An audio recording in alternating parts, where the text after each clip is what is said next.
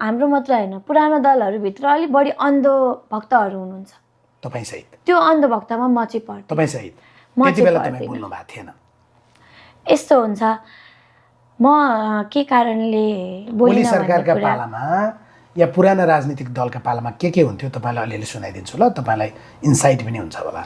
भन्नुहोस् म त आफ्नाका लागि कानुन नै परिवर्तन गरिदिने आफ्नाका लागि कानुन नै परिवर्तन गरिदिने सरकारी जग्गा कब्जा गरेर बस्ने होइन कोही पनि सिफारिस नगरिकन काहीँ जागिर नपाइने घुस नदिकन राजनीतिक दलको कार्यकर्ता मार्फत दबाइकन गयो भने केही काम नहुने एउटा लाइसेन्स प्रिन्ट गरेर दिनका लागि 2 वर्ष लाग्ने यो सबै अव्यवस्था नभएको भए होइन व्यवसाय केही नभएका नेताहरूको काठमाडौँमा यति अग्ला अग्ला महल हुने तर जनता चाहिँ जहिले पनि गरिब हुने यस्तो नभएको भए आज यी नेताको अभिगत र हालत यो कागती निचरेको जस्तो हुँदैन थियो